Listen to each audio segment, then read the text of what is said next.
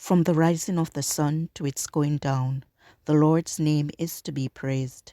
Let us open our hearts to his presence and listen for his voice in the stillness of this evening hour. Our evening sacrifice, the desire of ages. Chapter 49. At the Feast of Tabernacles, July 25th. My faith has found a resting place, not in a man-made creed. I trust the ever-living one, that he for me will plead. I need no other evidence, I need no other plea.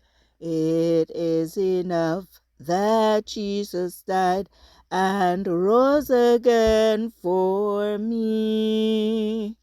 This chapter is based on John 7, verse 1 to 15 and 37 to 39.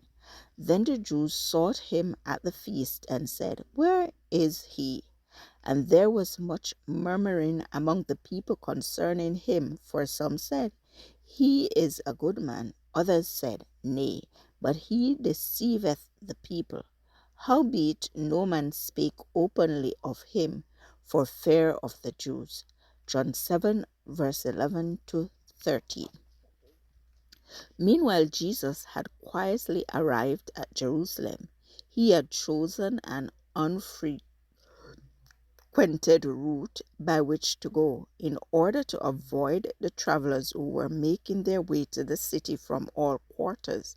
Had he joined any of the caravans that went up to the feast, public attention would have been attracted to him on his entrance into the city, and a popular demonstration in his favor would have aroused the authorities against him.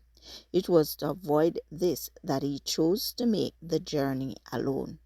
In the midst of the feast, when the excitement concerning him was at its height, he entered the court of the temple in the presence of the multitude.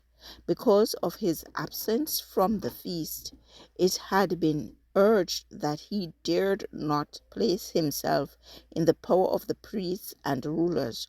All were surprised at his presence. Every voice was hushed. All wondered at the dignity and courage of his bearing in the midst of powerful enemies who were thirsting for his life. Standing thus, the center of attraction to that vast throng, Jesus addressed them as no man had ever done. His words showed a knowledge of the laws and institutions of Israel, of the sacrificial service and the teachings of the prophets, far exceeding that of the priests and rabbis. He broke through the barriers of formalism and tradition. The scenes of the future life seemed outspread before him. As one who beheld the unseen, he spoke of the earthly and the heavenly, the human and the divine, with positive authority.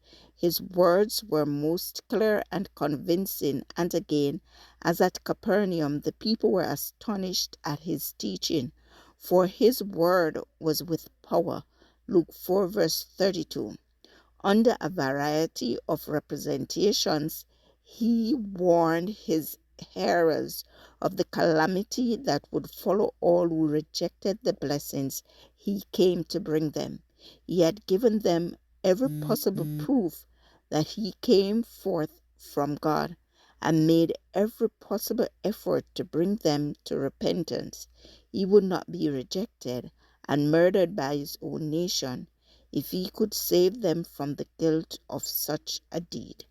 This passage was taken from The Desire of Ages, page 452 to 453, Pacific Press Publishing Association, copyright 2005, or Evening Sacrifice, July 25th. I encourage you to connect with God and receive strength to overcome obstacles each day.